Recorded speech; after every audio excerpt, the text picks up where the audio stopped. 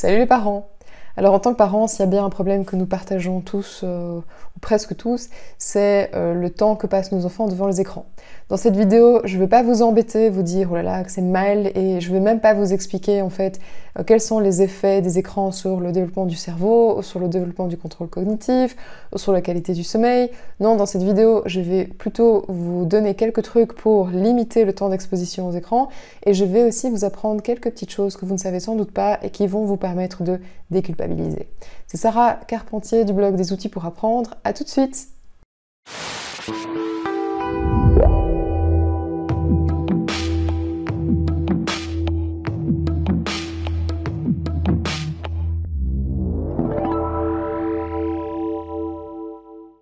Alors évidemment, je ne vais pas non plus vous dire que c'est une bonne chose, que les écrans sont bons pour nos enfants, c'est vraiment pas le cas. Mais non, je vais d'abord vous expliquer pourquoi il est si difficile pour un enfant de s'arrêter quand il est en face de sa tablette ou en face de son écran ou en face de son téléviseur. Donc il est clair que la télévision, comme les jeux vidéo, comme Internet, sont véritablement devenus une addiction pour l'enfant, pour le cerveau de l'enfant. Et ce n'est pas étonnant quand on sait que l'exposition à un écran va provoquer dans le cerveau un véritable feu d'artifice biochimique, hein, donc on parle de dopamine, de noradrénaline, qui vont en fait activer le circuit, ce qu'on appelle le circuit de la récompense. Donc le cerveau de l'enfant se trouve baigné dans un bain biochimique de bien-être, et donc la seule chose qu'il va essayer de faire, c'est que cet événement, cette expérience de bien-être soit la plus longue possible, et qu'elle puisse aussi être répétée. Donc évidemment, une fois que l'enfant commence, par exemple, à regarder quelque chose à la télé, il va avoir envie que ça dure le plus longtemps possible, voire si ça s'arrête à un moment donné, que ça se répète dans la journée ou les journées suivantes. Donc, c'est ce qui explique aussi que quand votre enfant, par exemple, est en train de jouer à un jeu vidéo, admettons, en train de faire quelque chose sur la tablette, si vous lui retirez la tablette des mains, si vous décrochez la prise du jeu vidéo, ou même si c'est dans le téléviseur, si vous arrêtez le téléviseur, vous allez avoir une réaction de sa part. Parce que son cerveau va passer d'un état de bien-être à un état de véritable souffrance biochimique. Et donc quand vous voyez qu'il réagit avec agressivité, avec colère, etc., mais c'est en fait une réaction de son cerveau qui passe véritablement d'un état de bien-être à un état de souffrance. Il ne le supporte pas. En plus de ça, donc il y a pas mal de dopamine, d'adrénaline qui se sont accumulées et qui en fait sont une forme d'énergie qui est stockée et qui va devoir quelque part être libérée. Donc plutôt que de sevrer brutalement votre enfant de ce qu'il est en train de l'expérience qu'il est en train de vivre, il vaut mieux lui expliquer qu'il y aura une limite de temps et lui permettre par exemple de visualiser cette limite de temps. Donc ça, on le verra un peu plus tard. Alors en plus de ça, il faut savoir que par exemple,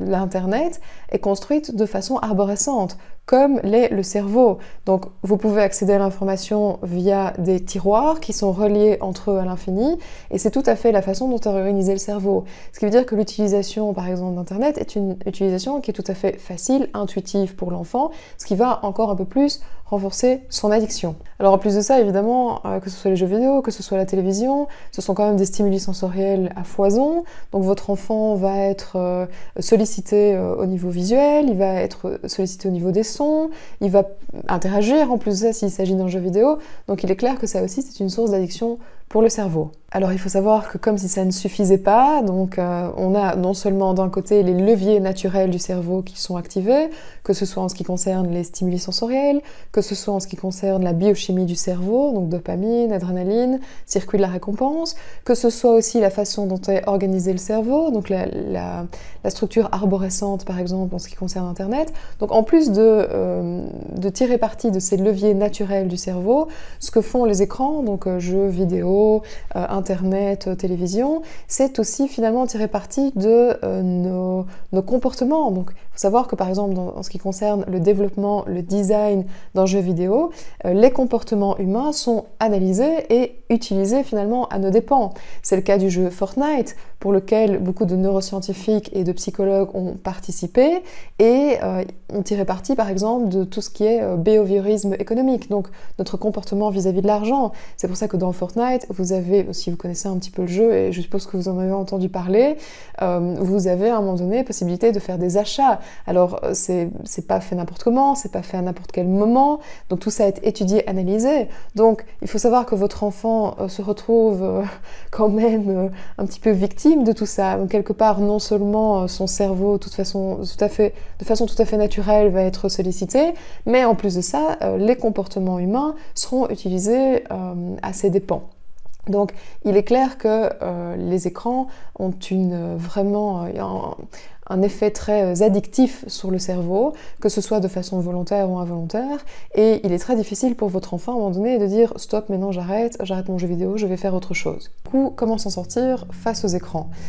Alors il y a évidemment la solution extrême qui est de dire « pas d'écran à la maison, comme ça la question ne se pose même pas ». Mais c'est sans doute peu réaliste, et pour prendre notre cas personnel, donc nous n'avons pas la télévision à la maison, c'était un choix personnel qui d'ailleurs a été largement discuté et décrié par notre entourage.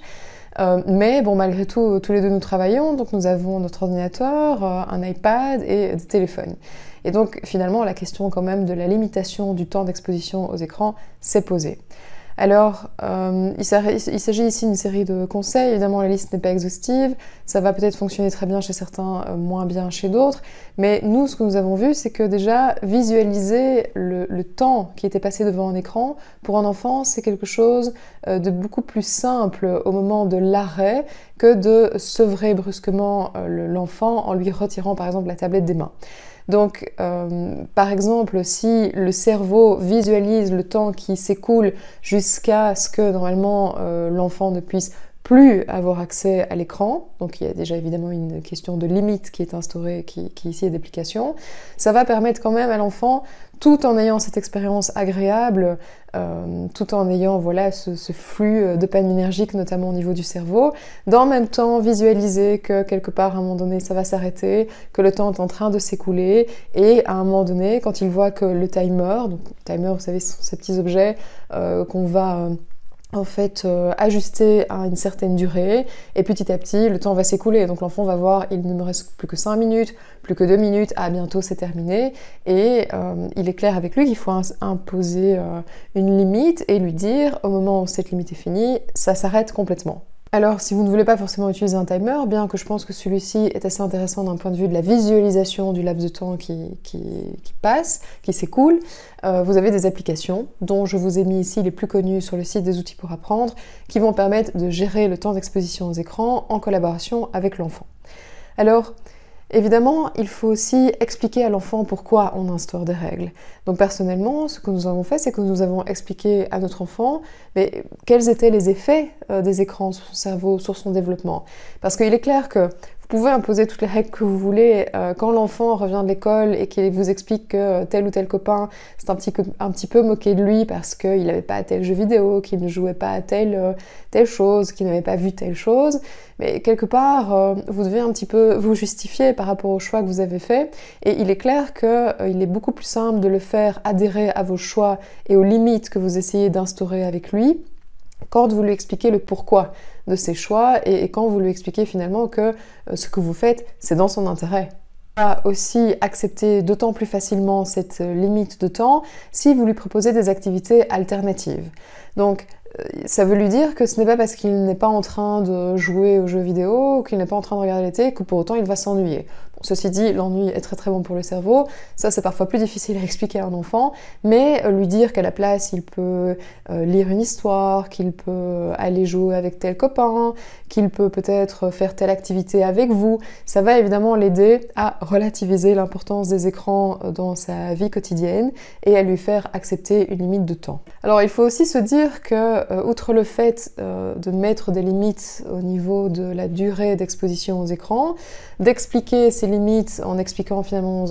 à l'enfant quels sont les effets des écrans, notamment sur son cerveau, sur son développement, et le fait de lui proposer des activités alternatives pour un petit peu diminuer l'importance des écrans dans sa journée, il y a aussi l'environnement Donc effectivement, non seulement les écrans ont un effet addictif sur le cerveau, mais en plus de ça, l'environnement, la façon dont nous nous comportons par rapport aux écrans en tant que parents, vont influencer sur son comportement à lui. Il est clair que l'enfant, il va faire ce que vous faites, il ne va pas faire ce que vous dites, que ça vous agace ou non. Donc quelque part, si vos limites, vos valeurs, ce que vous dites n'est pas du tout en accord avec vos actions, vous allez commencer à avoir des problèmes. Donc, il est clair qu'on s'est rendu compte que comme pour nos enfants, nous aussi, on avait dû se mettre des limites. Donc, on a instauré un temps pour répondre aux messages du téléphone, on a instauré un temps pour répondre à nos mails, on a instauré un temps de télétravail aussi, et on a cloisonné vraiment les différents moments, ce qui nous a permis finalement de libérer un vrai temps en famille pendant lequel on peut proposer ces fameuses activités alternatives, parce que bon, les activités alternatives, ça peut être lire un livre, ça peut être, si vous avez un jardin, aller jouer dans le jardin. À un moment donné, l'enfant va quand même demander à ce que vous l'accompagniez dans une ou l'autre des activités, que ce soit la poterie, que ce soit l'apprentissage d'un instrument de musique ou que sais-je. Donc là aussi, nous avons dû nous mettre un petit peu en accord avec ce que nous voulions instaurer dans la maison, à savoir limiter un peu l'utilisation des écrans ou en tout cas cloisonner cette utilisation à des moments bien précis. Et donc en même temps que nous avons établi un semainier pour notre enfant par rapport à l'utilisation des écrans, semainier d'ailleurs que vous pouvez retrouver sur le site des outils pour apprendre, donc voilà, simplement un planning dans lequel nous lui avons dit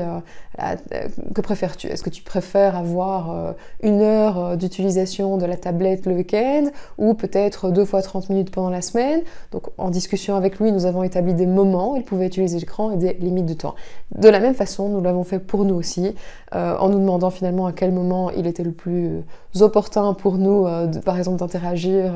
avec nos proches ou ce genre de choses, pour vraiment avoir une journée qui était finalement la mieux rentabilisée possible, mais dans un sens aussi rentabilisée dans le sens de passer du temps avec nos enfants. Alors j'espère que vous êtes restés jusqu'à maintenant parce qu'il y a peut-être quelque chose que je vais vous apprendre et qui va vous permettre de déculpabiliser en tant que parent. Donc il faut savoir que voilà, à l'heure où je fais cette vidéo, on est en post-confinement. Et pendant le confinement, je dois dire que j'ai vu des messages de maman qui culpabilisaient et des messages qui m'ont assez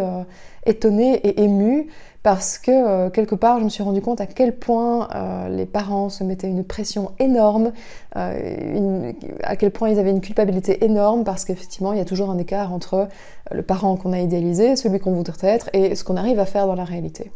Et donc il s'agissait de maman qui s'était dit non, pas d'écran, moi je ne mets pas mes enfants devant les écrans, etc. Et qui au final, parce qu'elles travaillaient, parce qu'elles avaient par exemple des réunions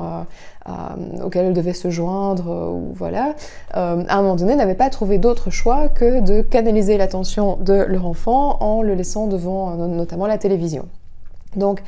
alors il faut savoir que, évidemment, je ne vais pas dire que les écrans c'est bon pour le développement, je ne vais pas aller jusque-là, mais il y a quand même ici une nuance à apporter par rapport au contenu. Donc il faut savoir que les contenus ne sont pas tous les mêmes. Alors déjà, à choisir entre jeux vidéo et télévision, il est clair qu'il vaut mieux la télévision que le jeu vidéo. Maintenant, la télévision n'est pas très, très bonne non plus pour l'enfant, mais tout ne se vaut pas. Donc il vaut mieux, parce que ça a été démontré comme étant moins néfaste pour notamment le développement du contrôle cognitif, dont je parle dans une autre vidéo ou dont je parle sur le site des outils pour apprendre, il vaut mieux un contenu réaliste qu'un contenu fantasmagorique. Alors c'est quoi un contenu fantasmagorique? C'est tout ce qui est fantastique, tout ce qui fait vraiment appel à l'imaginaire, les dragons, les sorcières, les super-héros, n'est-ce pas, Disney. Donc il est clair que ce contenu-là va avoir un effet beaucoup plus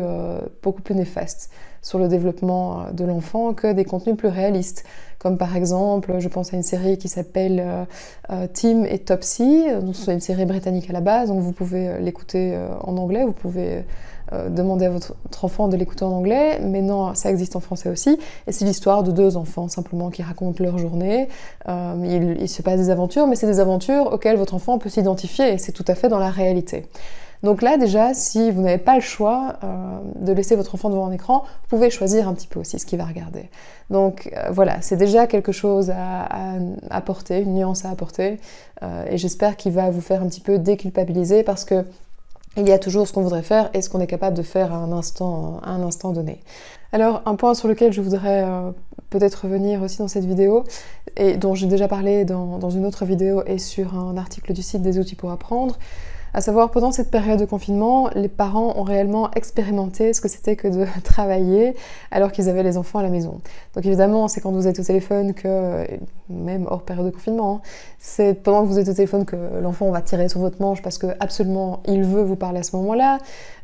Effectivement, c'est aussi à ce moment-là qu'il va essayer de vous solliciter parce qu'il a besoin de vous montrer quelque chose. Et donc il y a beaucoup de parents qui se sont étonnés finalement de voir que les enfants ne pouvaient pas rester occupés à une tâche pendant un laps de temps suffisamment important que pour leur permettre de travailler. Et quand je dis suffisamment important, je ne pense pas à plusieurs heures, je pense plutôt à plusieurs dizaines de minutes. Donc c'est tout à fait normal à cet âge, ne pensez pas que votre enfant est anormal, pas du tout. En fait c'est dû à un manque de ce qu'on appelle le contrôle cognitif, donc en fait cet ensemble de savoir-être, de comportementaux, je vais dire, qui va permettre à votre enfant par la suite d'apprendre plus facilement et de réguler son comportement. Donc parmi ces savoir-être, il y a le fait d'inhiber un comportement, d'attendre, de se calmer, de ne pas faire preuve d'impulsivité, de bloquer un automatisme, de choisir le comportement le plus adapté à une situation, de faire preuve de flexibilité si la situation change. Donc ce sont vraiment toutes des compétences qui sont utiles pour l'avenir, hein, pour l'apprentissage et pour le développement tout à fait social même de l'enfant. Alors malheureusement ce sont des compétences qui sont mises à mal justement par les écrans, donc ça il faut faire attention aussi, mais il faut savoir qu'aux âges indiqués, donc 5 ans, 6 ans et même voire jusqu'à l'adolescence, ces savoir-être ne sont pas, disons, complètement développés. Parce que la partie du cerveau qui gère la maturation de ces savoir-être, elle est là, elle est développée, mais elle n'est pas mature. Donc, quelque part, voilà, ne vous inquiétez pas si votre enfant, vous avez l'impression que votre enfant se comporte de façon tout à fait incroyable, c'est tout à fait normal pour son âge. Voilà, alors j'espère que cette vidéo vous aura donné peut-être quelques pistes de réflexion par rapport à l'utilisation des écrans, quelques conseils par rapport à la façon dont vous pouvez limiter le temps d'écran, donc le fait d'expliquer à l'enfant, le fait de mettre des limites, le fait aussi de proposer des solutions alternatives. Alors le but encore ici était justement de ne pas vous faire culpabiliser, au contraire de vous faire déculpabiliser aussi en vous apprenant que tous les contenus ne se valent pas, que parfois malheureusement on n'a pas trop le choix. Et voilà. Donc n'hésitez pas à venir sur le site des outils pour apprendre, pour vous abonner et être mis au courant des prochains articles qui vont paraître, ainsi que sur la chaîne YouTube, dont le lien va apparaître quelque part, pour être mis au courant des prochaines vidéos. Ciao!